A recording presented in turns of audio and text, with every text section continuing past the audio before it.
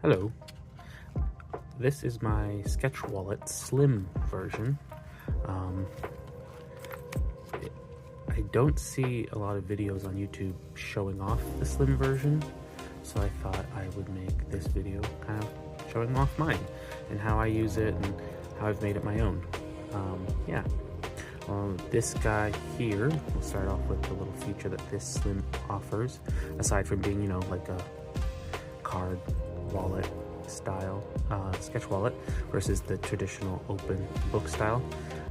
This one comes with a little kind of lanyard or charm loop on there. I obviously have a charm on there, but I also keep this lanyard on here. This lanyard is really nice because each side is separately clipped on, so I can actually just wear it around my neck if I want to, or if I take it like this, I can leave this in my back pocket and then clip this to my belt, and then I have this hanging off, and it's kind of neat, kind of a little more secure. I know that I have it there still. So I'll take that off actually, just so it's out of the way while we're talking.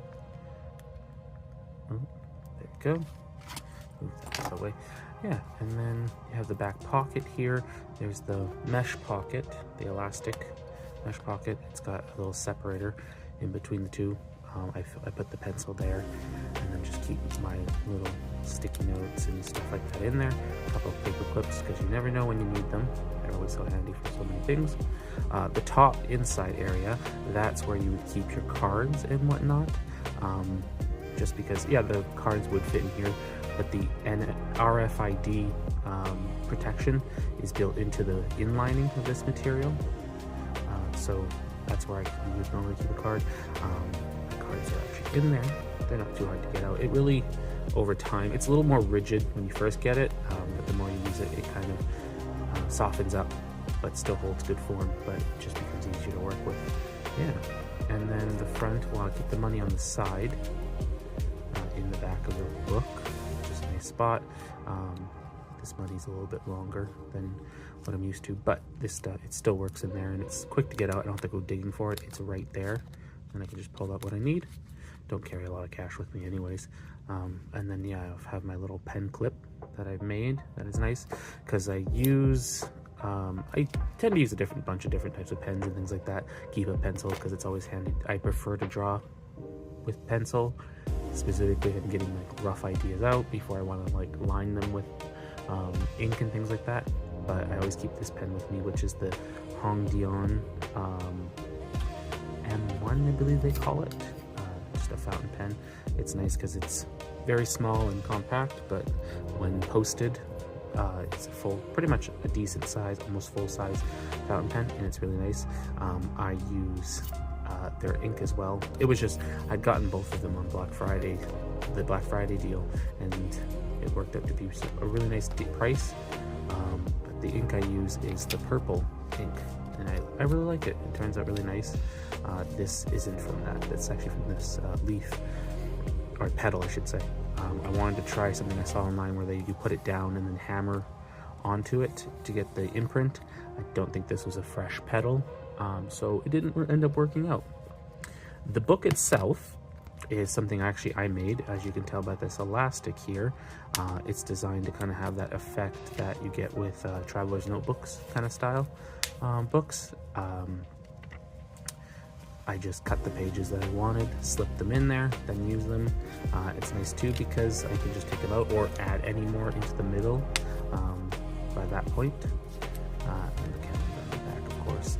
This cover is actually made from a large fabric banner from my work. They were going to throw it out, but I thought that was pretty good material to use for something. I had it for a while, and then decided it'd be a really good cover if I just glued some cardstock to it.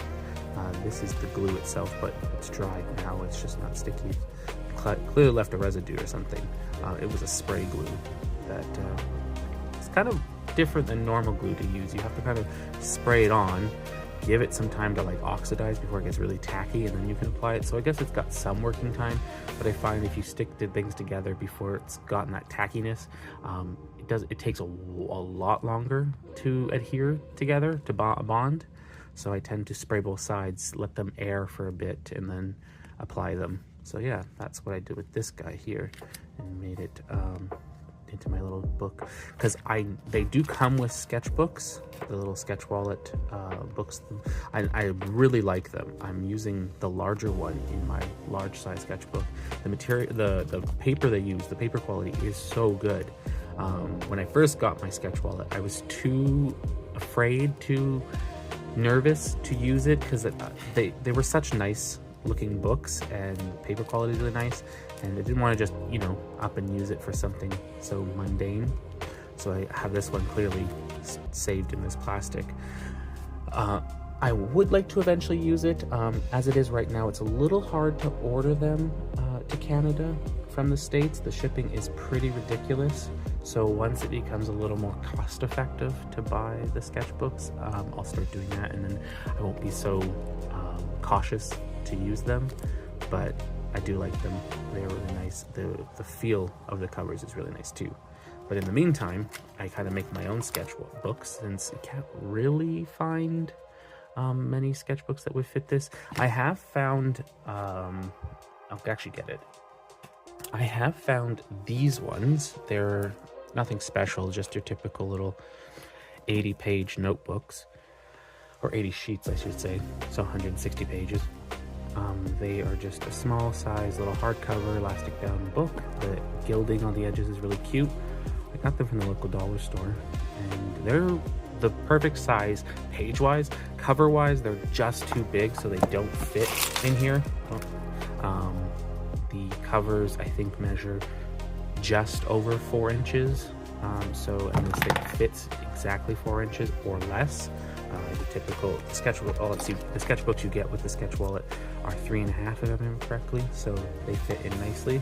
This is measured to exactly 10 centimeters or 4 inches. Well, 10 centimeters is just under 4 inches, so like 3.9 inches. But if you take them, like I do, and I remove the covers, you actually get the pages themselves, the whole signature, or I guess the text block as they call it, exposed. And then I end up just gluing the in page, or the, what do you call it, the inlaying page. I glue that to a new cover, and then I make it fit. This is actually from the McDonald's Happy Meal thing they got. I thought the box itself was kind of cute, and thought I'd keep it for this exact reason. I thought I could use it as a cover. It's actually kind of funny. Now, every time I see material like cardstock or paper, anything that has like a really cool design, I tend to look at it and think like, would that make a cool cover? And then I end up usually taking it. So I got a bit of junk that's sitting in a bin, just waiting to be turned into covers. But yeah, these are probably the only thing I've found in store that works, pretty much where there's no real resizing that needs to be done, aside from just taking the cover off, which really isn't that hard. These don't have the strongest binding in here. I actually can just remove the pages just by wiggling this, and you can already hear it kind of coming off. So I just kind of slowly work that off. This tends to get ripped at the end because it's a little thicker here, so I just end up cutting this piece stripped down, and then when I attach the cover, the new cover, I glue this with that piece inside to just kind of give it more strength. And yeah, and then I end up having this whole thing to work with, which is really nice. I can actually just show you one that is filled. So this is the cover. It just had some regular cardboard on it that I ended up just gluing to some, or had some regular paper. I just ended up gluing it to some cardstock, and then this side I just kind of had fun with playing around. This is from an Animal Crossing post-it note I got, the turnips and everything, so I just folded it around and kind of made it fit. Let's see, some personal information there.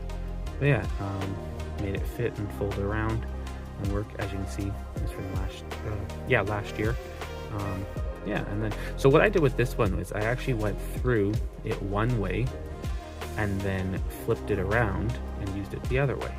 So it's actually, I had twice the amount of use out of it, and that was really cool. I did like that. Since then, I haven't really done that. I find that I've been able to kind of get all the writing I need done by holding it like this. There's enough room for me to hold while I write, and then I'm still given enough room, especially when I hold it like that, thumb or pinky and index finger on the top and bottom, thumb over here, and there's it holds open well enough that I can do what I need to, and it's not too annoying. So yeah, that's usually what I do now. I did like that writing both ways kind of effect, but haven't really done it since then, as you can tell. Yeah, so that was what I did with that one. I've actually gone through a whole bunch.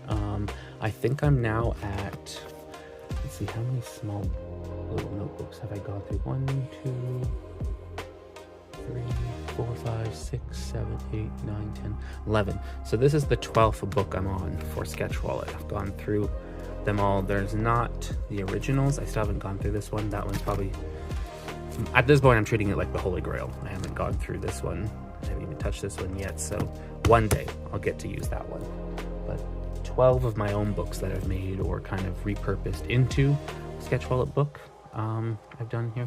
And I love using these. I think this Slim, got the Slim, this one last year. Got this one last year. I have the original small size, the bifold wallet. That one I've had since 2021. I got that with the large one as well. So I've had Sketch Wallet since 2021. I don't remember how I found out about them, but I have not turned back since because it's such a good quality. They're so handy to have in your wallet or in your back pocket or any pocket to take with you. Yeah. So, oh yeah, and so I was gonna say with this one, so when I do have to make pages for the book and recut them and resize them and everything, what I do is I found that, yes, I use printer paper. That works too. That requires a bit more cutting off of excess paper.